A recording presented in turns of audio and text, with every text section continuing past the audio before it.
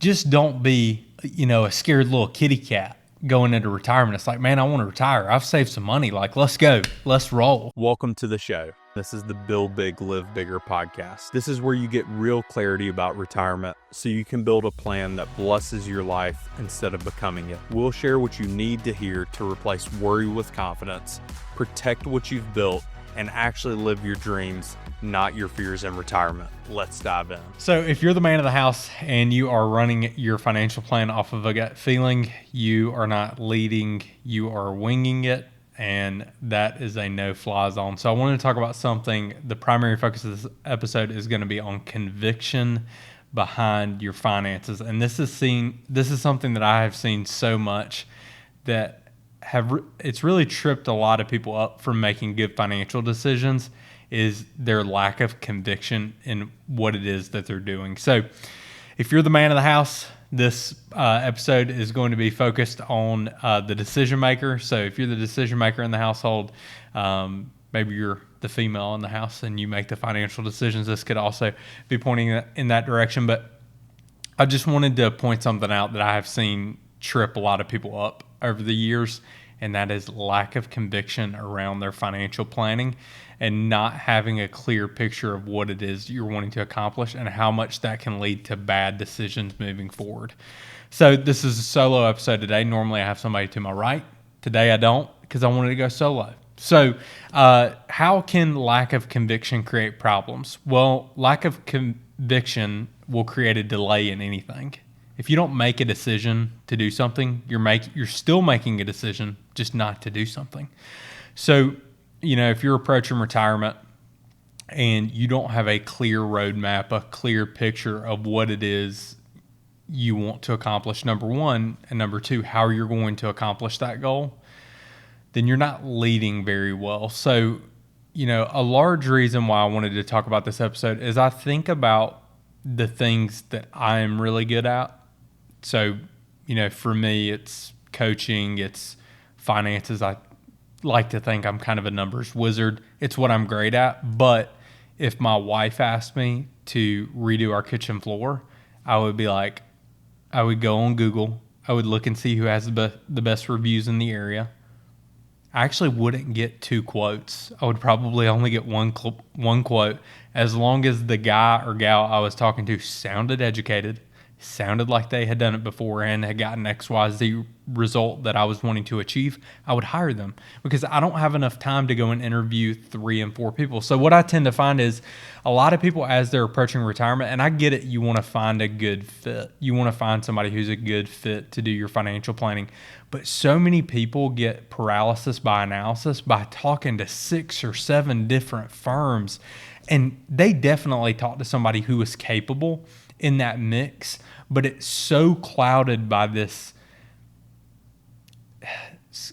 They're scared of making a bad financial decision, so they never move forward with anyone. And in that case, you're making a decision to just stay where you're at. You're going to stay stuck. You may make a mistake. Could your finances be okay? They could, but ultimately you don't have that person going hand in hand with you who they have done it before. And whenever I talk about being the man of the house, that's really what a part of it is, just don't be, a scared little kitty cat going into retirement. It's like, man, I want to retire. I've saved some money. Like, let's go. Let's roll. I think that's my energy around things, is I just want to attack things and get things done. But if you're tiptoeing and you're like so scared to make a mistake that you're not actually hiring someone, that's a huge problem. Because what the right hire, as far as a financial advisor, will do is it will allow you to be present with your family and your friends. It will allow you to maximize the moments that you have with them, because now you've hired an expert to create a plan for you, and you know exactly how all the components of that works. Now, does the advisor implementing this know how they work better than you? I sure hope so, because you're hiring them to do the job. So generally, you need to know how the whole thing's going to work. But my whole thing is, anytime I'm interviewing any professional, I look at them and I'm like, this is what I do with my team. I'm like, would I trust my wife and my child to be with this person, and I could leave my money with them for 6 months, and I would come back and everything would be okay, and I wouldn't be in a damaging financial position. And as long as you get that gut feeling that this is a good person and they show a track record of results, you don't want to hire a financial advisor that you think has potential to create the results for you. If a financial advisor has potential, like you're their first client, then that means they have not done anything yet. Anytime somebody tells you, hey, you have potential, that basically means you haven't done crap yet. So I think it's kind of like, I don't want to be told I have potential. I would rather show you the evidence of the results that I've created. So as long as you see that you are confident in this individual, you see that they have created the results, and they passed the sniff test. For me, the sniff test is, okay, I could leave my family and my money with this person over 6 months, and I would come back and everything would be okay. So you have to know ethically and from a professional standpoint that you can trust this person in the same way on both sides, and that they have gotten the result that you're looking to get. So, a really good question, and no advisors can sell you on prior returns. It's like a big no-no in our industry. You don't tell a client they're going to receive a certain result, but you can talk about prior results that you've gotten for a client. You can say, what's the highest net worth client you've ever worked with before? Great question. Okay. If they say $100,000 and you have $3 million, that's probably not your guy. Remember that, he could have the potential to help you, but potential means that you haven't done anything yet. So don't hire that guy.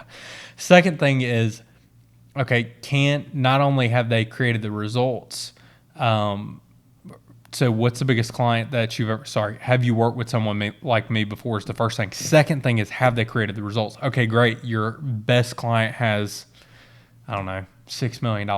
How much money have you made that client with $6 million? Great question.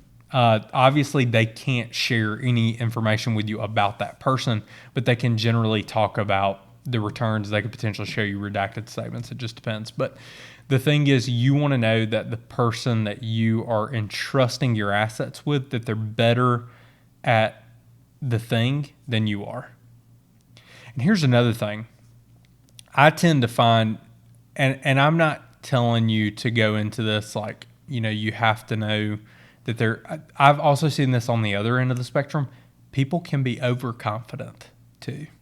There are some DIYers out there who have been doing it for the last 40 years, and they're telling their spouse, honey, I've averaged 11% per year every year using the S&P 500.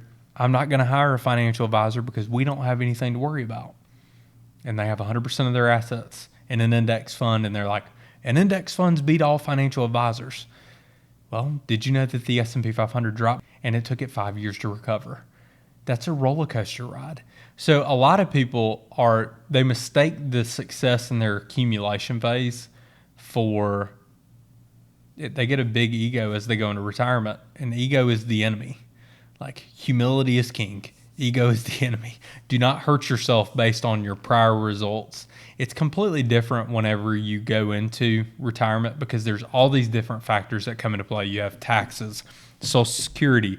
Now you have to create a withdrawal plan. Okay, which bucket of money do I pull from a tax standpoint? What's going to set me up for taxes later on down the road? How should I set up my investment portfolio where I have things that are not correlated? If you have over $1 million and everything in your portfolio drops when the stock market drops, that's a problem. You should be able to have asset classes that actually go up in a down market. And there are ways that you can do that. And when you hire the right professional, that is how you can create a plan like that. However, it works one of two ways. Either you are so worried about your retirement that you are not making a decision and you're interviewing 6 to 7 other people, and like you get paralysis by analysis, so you do nothing. Or you can go into retirement and you can be overconfident. Ideally, what happens is you're hyper aware of your situation and you're like, okay, maybe I should talk to someone who is a professional at this, who I believe has gotten results. One of the best ways that I tend to find that people do this is you would go to a friend or a family member who you feel like they've saved well, and you would ask them, hey, what have you done? Or the other thing is you do your own research online. You go, you look up retirement planning firms. You see their Google reviews. You go look at their ADV, how much they manage in assets, what's the average client net worth. So there's all these things that you can do as far as research goes. But the best thing that you can do as a leader going into retirement, so you want to live a retirement that is, you're living your dreams, not your worries in retirement, is you find the right professional.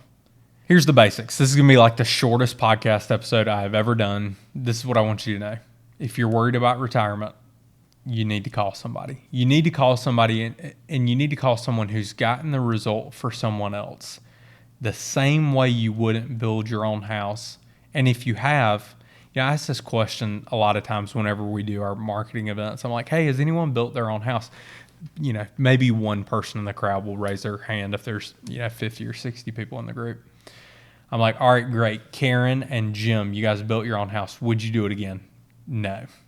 Like, the answer is always no. There's more headaches, more roadblocks, permits, things you didn't know about. It's the same way in retirement planning. You don't know how taxes are going to impact you. The thing about a financial advisor is most of them spend money on software.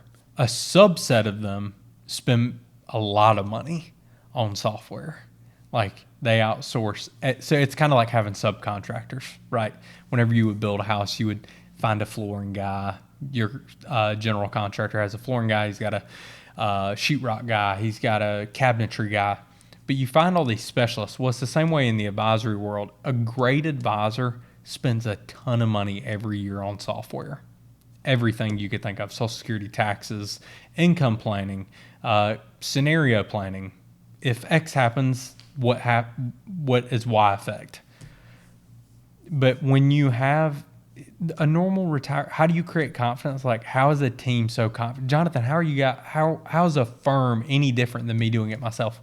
Well, as a firm, if you hire a financial planning firm and they're spending $60,000 a year on retirement planning software, they probably have some insights. Okay. The other side is, not only are they spending money on software, what are the prior results that they've gotten for their existing clients?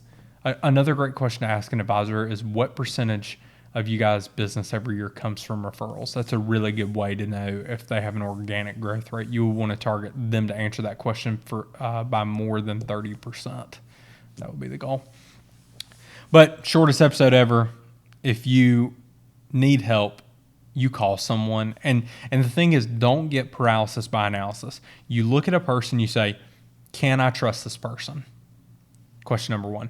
The smell test is, like, if you're a male, and this is kind of, in my male voice, I'm more or less talking to my gentleman in this case. But, if you're looking at an advisor, just look at him for a minute. Be like, could I leave my wife and my money with this guy for 6 months and come back and everything will be okay? Why is that a good test? Because that is actually what the Navy SEALs do to determine whether someone will go on the SEAL teams. And I think they're pretty good at executing. So, if the SEALs do it, I don't see why it'd be a bad idea for you to implement that as you're going through and you're hiring a financial advisor. So yeah, that's today's episode. Take action. That's the number one thing. Take action towards your goals today. If you're worried about retirement, call somebody. I'm biased. Call our firm. So, we have a team of professionals that can help you. But it really, if you have that burning in the back of your mind, like, I don't know what to do, our team runs free stress tests for clients. We don't charge them anything, but, find out, hey, can I retire when I want to retire? Can I go ahead and utilize some of these software clients or software systems before I pay an advisor? Yeah, a lot of them will allow you to do that, but make sure you're getting those reports from somebody who has a proven track record, and go retire in 2025 the way that you want to.